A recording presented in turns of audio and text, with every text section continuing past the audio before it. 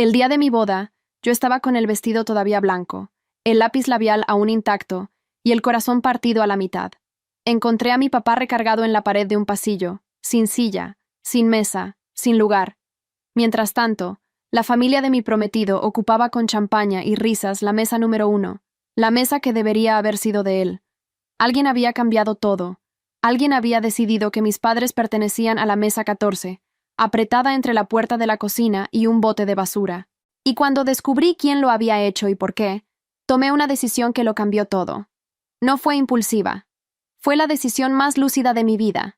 Pero antes de continuar, revisa si ya estás suscrito al canal y escribe en los comentarios ¿desde dónde estás viendo este video?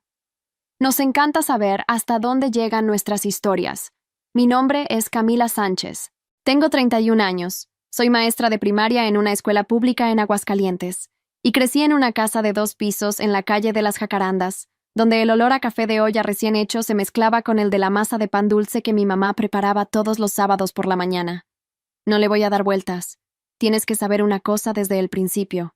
Casi me caso con el hombre equivocado. Y la señal más clara de que él era el hombre equivocado no vino en una pelea, no vino en una traición, no vino en un momento dramático de telenovela, vino en una mesa de banquete, en un letrerito de papel con el nombre de mi papá escrito a mano, arrumbado en el rincón más olvidado del salón. Mi papá, don Chema, José María Sánchez, trabajó 42 años como carpintero. Sus manos tienen callos que ya no se quitan, sin importar cuántas veces se ponga crema. Se jubiló con un salario mínimo y medio, y usó parte de sus ahorros para comprar el vestido que usé ese día. No me dejó pagarlo. Dijo que pagar el vestido de su hija era algo que tenía guardado en la cabeza desde que yo tenía 8 años, y solté que quería ser princesa en mi boda. Mi mamá, doña Tere, fue enfermera auxiliar por 30 años. Se despertaba a las 5 de la mañana, regresaba a las 7 de la noche, calentaba la cena y todavía me preguntaba cómo me había ido en la escuela. El par de zapatos que usó en esa boda era el mismo que guardaba para las ocasiones especiales desde 2015. Los había lustrado la noche anterior con una franela húmeda, sentada en la orilla de la cama, con el cuidado de quien prepara algo sagrado. Conocí a Rafael Garza en un curso de actualización docente promovido por la Secretaría de Educación. Él era consultor educativo, hijo de una familia que tenía una constructora, seguro de gastos médicos mayores, 2 coches a su nombre y un rancho en el interior del estado. El tipo de familia que pasa lista de asistencia en la comida del domingo y tiene manteles que nunca se usan porque son para las visitas. Rafael era diferente a ellos, o al menos yo necesitaba creer eso. Era atento. Me mandaba mensajes durante el recreo para saber si ya había almorzado. Me llevó a conocer a su familia a un restaurante italiano en el que yo no sabía qué pedir porque el menú estaba en otro idioma. Me sentí fuera de lugar esa noche, pero él tomó mi mano por debajo de la mesa y pensé, bueno, todo va a salir bien. Su madre, Sonia Garza, me recibió con una sonrisa de quien está evaluando una prenda de ropa en un gancho. Me preguntó dónde había estudiado la carrera, si era de paga o pública. Y cuando le dije que pública, solo inclinó la cabeza y dijo, «Qué interesante», con una voz a la que no le parecía nada interesante. Rafael después me dijo que ella era así con todo el mundo, que era solo su forma de ser, que yo necesitaba darle tiempo para que me conociera. Le di tiempo. 2 años de tiempo. La boda se programó. El salón lo escogió Sonia. El menú lo aprobó Sonia. El ramo lo sugirió Sonia. Yo lo dejé pasar porque Rafael siempre tenía una excusa lista. Ella está pagando la mitad, Cami. Deja que se sienta aparte. Me convencí de que eso era razonable. De que yo estaba siendo madura. De que después de la boda las cosas serían diferentes. El día 23 de marzo, me desperté a las 6 de la mañana en la recámara de mi infancia, con la luz entrando por la ventana que mi mamá cubrió con una cortina de manta cuando yo tenía 5 años. El vestido estaba colgado en la puerta del closet, blanco, sencillo, elegido por mí. En ese punto no cedí. Llegué al salón a las 10 de la mañana. El lugar era hermoso, no voy a mentir. Arreglos de flores blancas sobre mesas con manteles de lino, velas en candelabros de cristal, sillas con moños de organza. 300 invitados esperados, la mitad de la familia de Rafael, la mitad mía, amigos de la escuela, compañeros de trabajo, vecinos de la infancia, mi tía de Monterrey que no me veía hacía 4 años y había viajado 12 horas en camión para estar ahí. Fue durante la revisión del salón que todo se desmoronó. Yo tenía la costumbre de revisar todo 2 veces. Un maestro aprende eso rápido. Nunca asumes que todo está bien solo porque alguien te dijo que lo está. Tomé el plano del salón y empecé a recorrer las mesas. Mesa 1, la mesa de honor, justo enfrente de la pista. Rafael y yo, los padres de ambos lados, los padrinos principales. Era lo que habíamos acordado. Era lo que yo había aprobado 3 semanas antes, cuando me senté con el coordinador del evento y coloqué nombre por nombre con mi propia letra. Tomé el primer letrerito de la mesa 1, Marcos Garza, hermano de Rafael. El segundo, Ana Paula Garza, cuñada. Fui tomando uno por uno. Todos Garza, todos de su familia, más 2 socios de su papá que yo había visto una vez en la vida. 9 personas. Ningún Sánchez. El pecho se me apretó antes de que mi cabeza pudiera entenderlo. Fui de mesa en mesa. Mesa 2, 3, 4. Fui llegando al fondo del salón, cerca de la barra, cerca de la cocina, cerca del ruido de ollas y del olor a fritanga que se colaba por la rendija de la puerta. Mesa 14. La última mesa.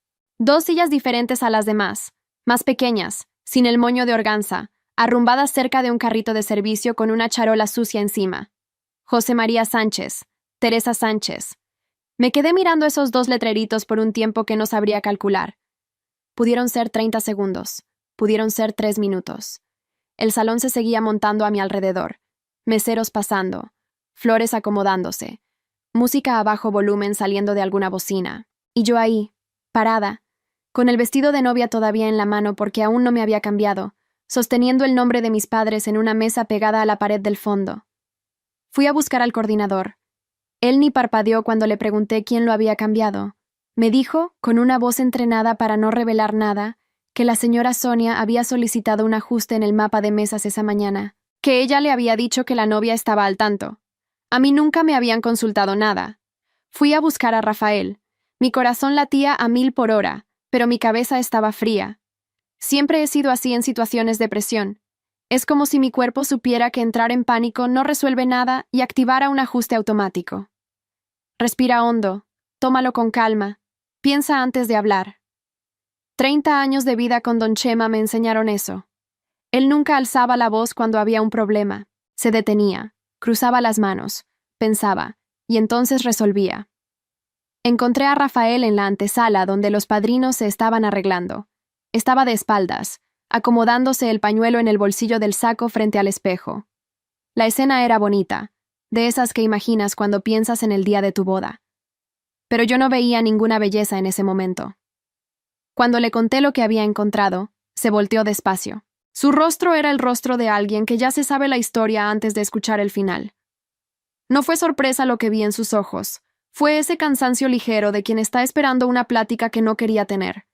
Me dijo que su mamá había pensado que era mejor reorganizar todo para que los socios de su papá quedaran bien posicionados, que eran clientes importantes, que había sido una cuestión de logística, que mis papás iban a entender, que era solo una mesa. Solo una mesa. Lo miré por un largo rato sin hablar. Puse atención en la forma en que decía eso, sin enojo, sin culpa, sin ninguna señal de que viera algún problema real en lo que me estaba diciendo. Y entendí, en ese segundo, que él ya lo sabía desde la mañana, que no me había llamado para avisarme, que se había vestido, se había puesto el pañuelo en el bolsillo y se había quedado frente al espejo mientras a mis padres los movían al fondo del salón como si fueran un inconveniente logístico. Salí sin responder. Caminé por el pasillo lateral, ese que conecta los salones de apoyo con el salón principal, y fue ahí donde lo vi. Mi papá estaba recargado en la pared, de traje, corbata, con el cabello peinado hacia atrás de la forma en que lo hace solo para las grandes ocasiones. No tenía expresión de queja. Don Chema nunca se queja. Estaba parado porque no sabía dónde sentarse, porque alguien le había quitado su lugar sin avisarle a nadie, y él era el tipo de hombre que prefiere quedarse de pie en un pasillo antes que crear una situación incómoda. Mi mamá estaba a su lado, con la bolsa en el brazo, los zapatos lustrados, el collar de perlas de fantasía que usaba desde hacía 20 años en cada fiesta importante. Estaba intentando aparentar que estaba bien, pero yo conozco a mi mamá. Yo sé cuándo está aguantando algo por dentro. No me vieron inmediatamente. Me quedé ahí por unos segundos, mirándolos a los dos sin que supieran que los observaba. Y algo se rompió dentro de mí de una forma para la que no hay palabras exactas. No fue enojo. El enojo es caliente, es agitado, te hace querer gritar. Lo que sentí fue más parecido a la claridad, una claridad fría y absoluta, como cuando por fin logras ver algo que estuvo frente a ti todo el tiempo y que no querías ver. Esos dos habían pasado la vida entera sin pedir nada. Mi papá había trabajado hasta que le dolían las rodillas de tanto tiempo agachado en la carpintería. Mi mamá había hecho guardias en Nochebuena para asegurar que el dinero alcanzara para las cuentas. Habían renunciado a viajes, a ropa nueva, a restaurantes, a cualquier cosa que pudiera sobrar para que a mí no me faltara nada. No porque fueran mártires, sino porque eran padres, porque era lo que ellos querían hacer. Y alguien había decidido que pertenecían al fondo del salón. No corrí hacia ellos. Caminé. Puse la mano en el brazo de mi papá. Él me miró. Y antes de que yo dijera cualquier cosa, me dijo en voz bajita que no me preocupara, que todo estaba bien, que lo importante era que yo estuviera feliz. Mi mamá me tocó la cara y me dijo que me veía hermosa. Me quedé ahí con ellos por un momento. Después les dije que necesitaba resolver una cosa, que se quedaran ahí. Fui a buscar a mi madrina. Renata era mi amiga desde los 16 años, había estudiado Derecho, trabajaba con mediación familiar. Cuando llegué con esa expresión, guardó el lápiz labial. Me miró y esperó. Le conté todo en 2 minutos. No soltó un grito ahogado, no se llevó la mano a la boca, no dijo, «¡Híjole, qué barbaridad!». Solo se quedó en silencio por unos 3 segundos, y luego me preguntó qué quería hacer. Yo todavía no lo sabía, pero sabía que necesitaba escuchar una cosa antes de decidir cualquier cosa. Regresé cerca de la antesala donde estaba Rafael. La puerta estaba entreabierta. Escuché la voz de Sonia antes de escuchar la de él. Ella estaba diciendo que era la mejor solución, que mis padres no daban el perfil para la mesa de honor, que las personas correctas necesitaban estar posicionadas al frente, que no era nada personal, era cuestión de imagen. Y entonces escuché a Rafael, sin dudar, sin cuestionar, con esa voz tranquila de quien está de acuerdo. Dijo que sí, que ella tenía razón, que en el fondo a mis papás no les iba a importar, que eran gente sencilla y no se daban cuenta de esas cosas. Gente sencilla que no se da cuenta de esas cosas. Apoyé la mano en la pared del pasillo. Las piernas no me fallaron, pero sentí el peso de lo que acababa de escuchar caer sobre mí como algo físico. No se trataba solo de la mesa. Se trataba de lo que él pensaba de mí, de dónde yo venía. De lo que yo era antes de convertirme en la novia, la prometida, la futura esposa. Se trataba del hecho de que, para él, la gente sencilla era una categoría, y mi familia estaba dentro de ella, y eso lo explicaba todo. Me alejé de la pared. Fui hasta donde Renata me estaba esperando. Ella me miró y solo dijo, ¿ya decidiste? Antes de tomar cualquier decisión, necesité sentarme a sopesar lo que estaba en la balanza. 300 invitados esperando del otro lado de la puerta. Un banquete pagado, flores compradas, fotógrafo contratado, pastel de 5 pisos encargado. La familia de Rafael que había viajado desde varios lugares. Mi tía de Monterrey que se había echado 12 horas en camión. Mis alumnos que habían hecho un cartel de felicitaciones que yo había visto doblado dentro de la bolsa de mi mamá. La vida que yo imaginé que comenzaría ese día. Renata me recordó algo importante. El acta del registro civil, el documento con valor legal, todavía no se había firmado. La ceremonia religiosa había sido temprano en la mañana, en la pequeña parroquia del barrio donde mi familia era feligresa desde hacía décadas, pero el acta del civil, el papel que haría todo oficial ante la ley, estaba guardada con el coordinador para ser firmada durante la cena, en un momento que Sonia había insistido en convertir en un show, con los dos firmando frente a todos, como si fuera un espectáculo. Mientras ese papel no tuviera mi firma, yo no estaba legalmente casada con nadie. Renata no me estaba empujando en ninguna dirección. Me dio la información y se quedó callada, de la forma en que lo hacen los buenos amigos. La decisión era mía, y ella lo sabía. Me quedé pensando en mi papá en ese pasillo, pensando en que él había trabajado toda su vida para que yo nunca tuviera que sentirme menos que nadie. Y ahí estaba yo, a punto de firmar con mi nombre un documento que me ataría para siempre a una familia que creía que él no merecía sentarse al frente. Pensé también en el después, en la Navidad siguiente, en el primer cumpleaños de un hijo, si tuviera hijos. En cada evento, cada reunión familiar, cada vez que Sonia estuviera en una habitación y mis padres estuvieran en la misma habitación. Yo había visto el patrón. Había vivido 2 años de déjalo pasar y así es ella, y después de que las cosas se acomoden va a mejorar. El patrón no iba a cambiar. Él me lo había dicho, sin querer, con esa voz calmada de quien está de acuerdo con su propia madre en una habitación con la puerta entreabierta. Pensé en mí misma. ¿En quién quería ser? En lo que yo les enseñaba a mis alumnos de 8 años, que la gente tiene valor, que la familia de uno tiene valor, que nadie tiene por qué tragarse una falta de respeto para ser aceptado en algún lado. Yo no podría mirar a los ojos a un niño de 8 años y decirle eso si yo misma no me lo creía. La decisión llegó sin drama. No fue un momento de epifanía cinematográfica, sin música de fondo, sin iluminación especial. Fue solo una certeza, silenciosa y sólida, acomodándose dentro de mi pecho como algo que ya estaba ahí y que yo finalmente dejaba de ignorar. Fui hasta donde estaban mis papás. Mi papá ahora estaba sentado en una banca del pasillo, con las manos apoyadas en las rodillas, mirando al piso con esa expresión de quien intenta no demostrar que se siente mal. Mi mamá estaba a su lado, la bolsa todavía en las piernas, los zapatos lustrados, y esa mirada que tienen las mamás cuando están fingiendo que todo está bien pero están atentas a todo. Me senté entre los dos. Tomé la mano de cada uno. No tuve que decir mucho. Mi papá me miró y vi que él ya lo entendía antes de que yo abriera la boca. 31 años de vida son mucho tiempo para que alguien te conozca. Él sabe cuando he tomado una decisión. Lo sabe por mi forma de sentarme, por mi forma de respirar. Solo les dije que iba a resolver las cosas a mi manera, que no tenían que preocuparse, que yo estaba bien. Doña Tere me apretó la mano. No dijo nada. Regresé hasta donde estaba Renata y le dije, «Acompáñame». El salón se había llenado, 300 invitados sentados, vasos de agua ya servidos, el murmullo de las pláticas esparciéndose por las mesas. La mesa 1 estaba animada. Los Garza y los socios del papá de Rafael, trajes caros, risas fuertes, la champaña ya en la mano a las 6 de la tarde. La mesa 14 estaba en el rincón del fondo, con esas 2 sillas que no combinaban con el resto, arrumbadas cerca de la puerta de la cocina que se abría de par en par cada vez que alguien pasaba y dejaba escapar calor y ruido de platos. El maestro de ceremonias de la fiesta era Claudio, un primo de Rafael al que le encantaba escucharse a sí mismo. Estaba en la pista, micrófono en mano, haciendo la apertura con chistes que arrancaban risas educadas de las mesas de enfrente y un silencio incómodo de las mesas del fondo.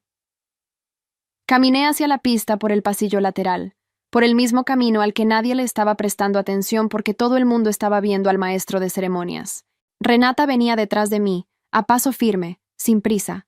Claudio me vio acercarme e hizo ese gesto de «Ah, la novia», con el micrófono extendido, esperando que yo sonriera y saludara al público como si nada estuviera pasando.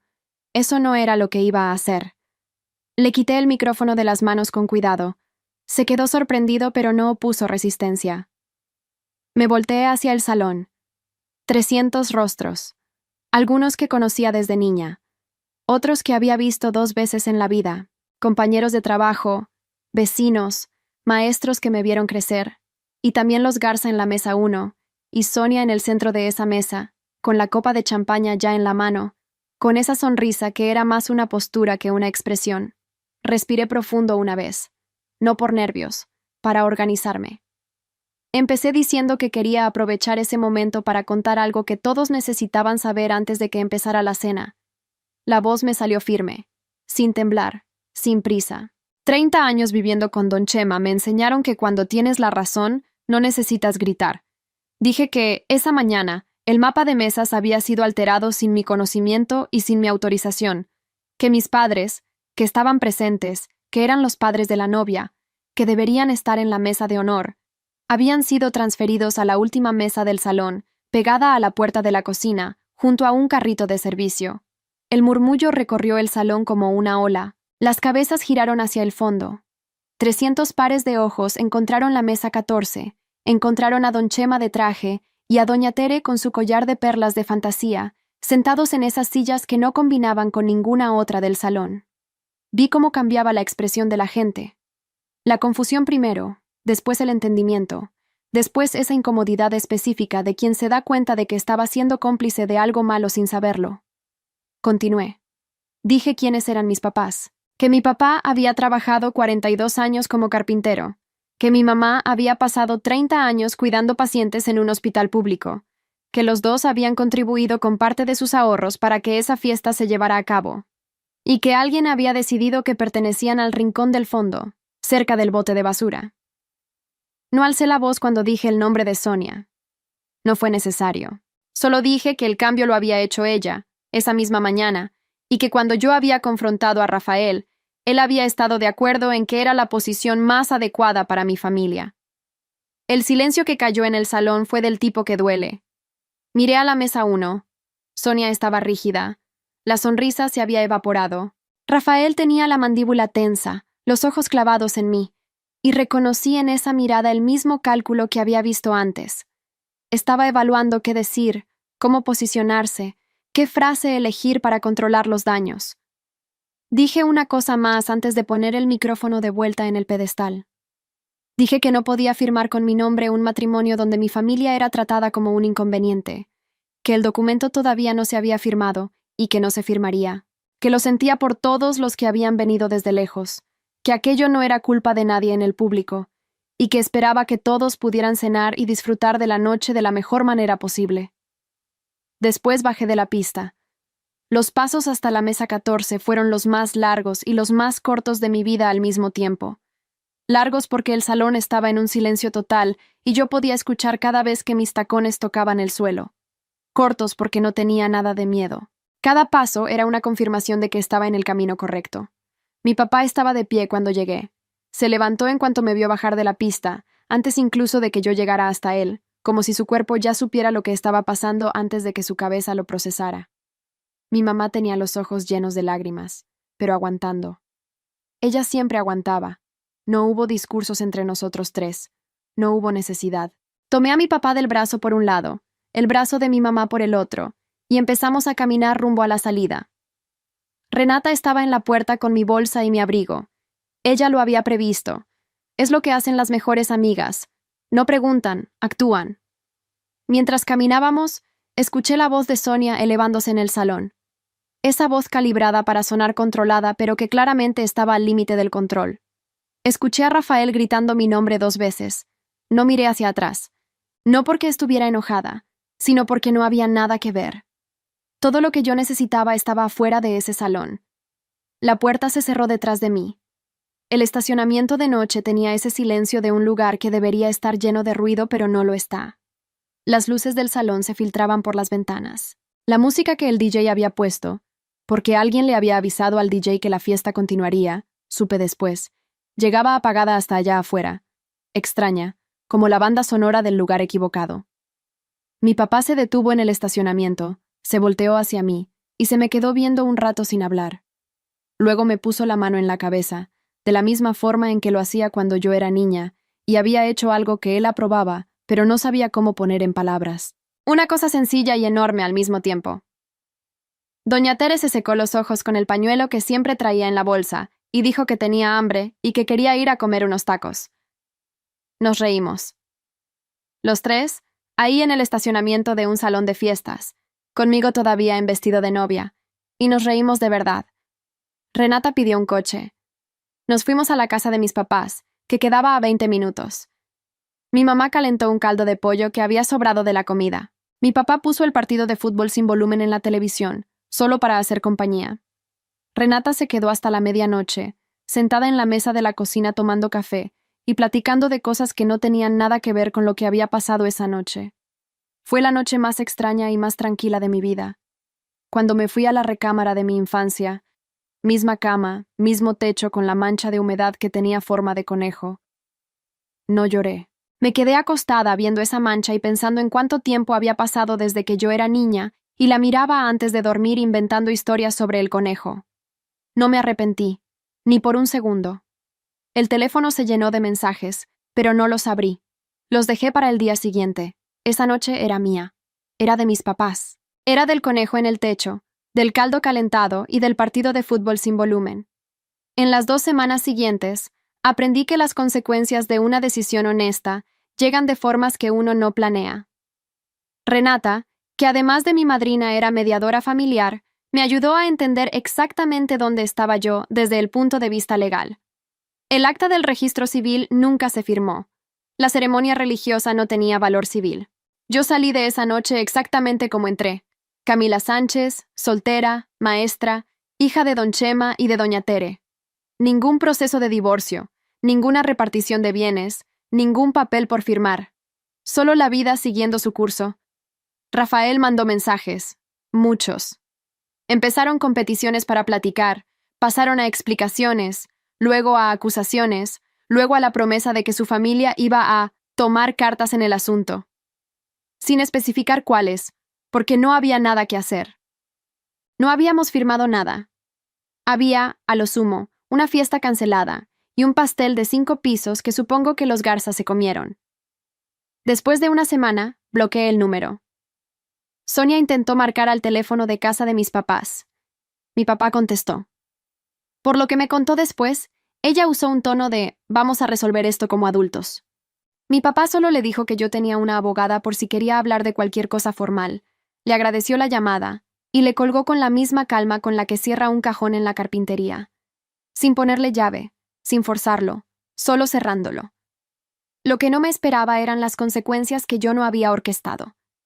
Una compañera de la escuela me contó que a su hija la habían invitado a una fiesta de cumpleaños en la misma empresa de eventos donde se había realizado mi boda. El dueño del lugar era conocido en la ciudad.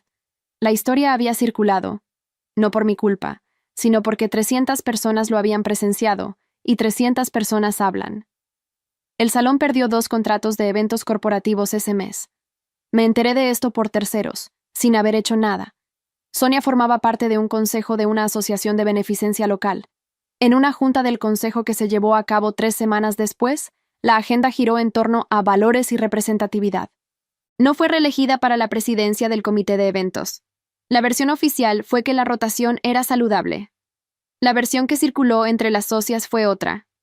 Yo no le llamé a nadie. No publiqué nada en redes sociales. No le conté la historia a ningún periodista. 300 personas lo habían visto. 300 personas habían vuelto a su casa y platicado con alguien. Así es como funcionan las cosas en el mundo real. No con una explosión, sino con una erosión lenta. En la escuela, regresé a mi rutina. Mis alumnos no tenían idea de lo que había pasado. A ellos les importaba si ya había calificado el examen del viernes, si íbamos a tener un recreo más largo porque había sol, si podía leer un capítulo más del libro que estábamos repasando en voz alta. Eso era real. Eso era mío. Mi papá regresó a la carpintería. Mi mamá regresó al hospital. La vida de los dos continuó exactamente como estaba antes, solo que los miércoles en la noche empecé a ir a cenar a su casa con más frecuencia, y a veces me quedaba hasta tarde, y mi papá me dejaba dormir en la recámara de mi infancia, y en la mañana había café recién hecho, y mi mamá me preguntaba cómo estaban mis alumnos. 3 meses después, recibí una carta, sin remitente en el sobre, pero reconocí el papel. Ese tipo de papel grueso y caro que la familia de Rafael usaba en sus tarjetas de Navidad. Era del papá de Rafael, el doctor Antonio. Una carta corta, 3 párrafos. Decía que estaba al tanto de lo que había pasado, que sabía el papel que su esposa y su hijo habían tenido, y que sentía que me debía una disculpa, aun sabiendo que no era suficiente. Decía que había estado presente y no había dicho nada, y que eso era algo que él cargaría. Doblé la carta. La guardé al fondo de un cajón. No le respondí. No porque fuera malagradecida, sino porque todavía no sabía qué significaba eso, y yo había aprendido, a la mala, que actuar con base en lo que yo esperaba que algo fuera era peligroso. Iba a dejar que el tiempo respondiera esa. Hace 1 año y 3 meses de aquel 23 de marzo. Sigo en la misma escuela, en el mismo barrio. Me ascendieron a coordinadora pedagógica del turno vespertino. Más responsabilidad, un ajuste en el sueldo, y la satisfacción de poder ayudar a otros maestros de la misma manera que alguien me ayudó cuando yo empecé. Renté un departamento chiquito a 10 minutos de mis papás. Sala, recámara, cocina con una ventana que da al patio del vecino donde hay un árbol de guayabas. La renta está a mi nombre. El recibo de la luz está a mi nombre. Y cuando pago mis recibos a principios de mes, siento una satisfacción pequeña y sólida que no logro explicar bien. Renata me ayudó a armar un librero en la pared de la sala. Mi papá vino el sábado y se echó 3 horas reforzando los soportes y haciendo comentarios técnicos sobre la resistencia de la tabla roca. Mi mamá trajo unos cojines que ella misma había cosido y los puso en el sillón sin pedir permiso, y quedaron perfectos. No he salido con nadie en este año y 3 meses. No fue una decisión consciente, fue solo que la vida se llenó de otras cosas. La coordinación, los alumnos, las cenas de los miércoles con mis papás, las tardes de sábado en casa de Renata, el árbol de guayabas del vecino que ya ha dado frutos 2 veces desde que me mudé. Pienso en Rafael a veces, no con coraje, no con nostalgia, sino con esa curiosidad distante de quien recuerda un capítulo ya cerrado. Me imagino que se casó, o se va a casar con alguien que dé más el perfil que su familia tenía en mente. Espero que sea feliz, honestamente. Solo que yo no necesito estar presente en esa felicidad. Pienso en Sonia todavía menos. Ella tomó una decisión esa mañana creyendo que el mundo funcionaba de una manera. Descubrió que funciona diferente. No fue un castigo, fue una consecuencia. Hay una diferencia. Lo que no me esperaba era lo que me pasaría a mí por dentro. Existe una versión de mi vida en la que yo me lo hubiera tragado, en la que hubiera llevado a mis papás hasta la mesa 14, les hubiera pedido perdón con la mirada, les habría dicho, al rato platicamos, y habría firmado el acta durante la cena con Sonia, sonriendo del otro lado de la mesa. Conozco esa versión. Me topé cara a cara con ella en ese pasillo antes de subir a la pista. Esa versión de mí habría despertado al día siguiente casada, habría fingido durante años que todo estaba bien, habría criado hijos que aprenderían, viendo a sus padres, que existen familias que importan más que otras, habría enseñado en mis clases que todo el mundo tiene valor, solo para llegar a casa a vivir todo lo contrario. No me puedo imaginar cómo habría sobrevivido esa versión por mucho tiempo. En la versión que elegí, hay días difíciles, soledad a veces, dudas, rara vez, pero pasa. Pero existe algo que ya no existe más. La sensación constante de sentirme menos, de estar aguantando algo por dentro para caber en un espacio que fue diseñado sin tomarme en cuenta. Todos los miércoles ceno en casa de mis papás. La mesa es de formaica, con un golpe en la orilla que le hice cuando tiré una olla a los 15 años. Las sillas no combinan entre sí. Mi mamá siempre hace más comida de la que nos podemos acabar y me manda lo que sobra en un tupper con mi nombre escrito en la tapa con cinta masking. Mi papá me pregunta sobre mis alumnos. Quiere saber los nombres de los difíciles, de los que dan lata, porque dice que los difíciles son siempre los que necesitan más atención. Tiene razón, siempre la tiene. No hay ningún letrerito con mi nombre en esa mesa. No se necesita. Mi lugar ahí no me lo asignó nadie. Existe porque vengo todas las semanas, porque me siento, porque como, porque me quedo. Es mi mesa 1. No cuento esta historia para decir que todo el mundo debería haber hecho lo que yo hice. Cada situación es diferente. Cada persona tiene sus límites, sus razones, sus circunstancias. No soy juez de nadie. La cuento porque hay mucha gente que está sentada en una mesa 14 de la vida, en un trabajo, en una relación, en una familia, y cree que cuestionar eso es ser malagradecido, es hacer drama, es armar un pleito por nada, que lo correcto es agachar la cabeza y dar las gracias por el lugar, incluso si ese lugar está junto a la basura. Yo quiero que sepas que no lo es. No necesitas a 300 invitados mirando. No necesitas micrófono. No necesitas una madrina abogada. No necesitas una noche de película. Solo necesitas una cosa. Saber, con total claridad, que las personas que amas merecen algo mejor. Y que tú también lo mereces. Mi nombre es Camila Sánchez. Soy maestra, coordinadora, hija de don Chema y de doña Tere. Vivo en un departamento con un árbol de guayabas en el patio y un librero que mi papá reforzó 3 veces porque con la tabla roca no se juega. Y nunca más volví a dejar que nadie me dijera cuál es mi lugar. Ahora, si te gustó esta historia, haz clic en suscribirse y dime en los comentarios qué parte te dejó con la boca abierta. Ah, y no olvides hacerte miembro para tener acceso a videos exclusivos que no publico aquí. ¡Te espero allá!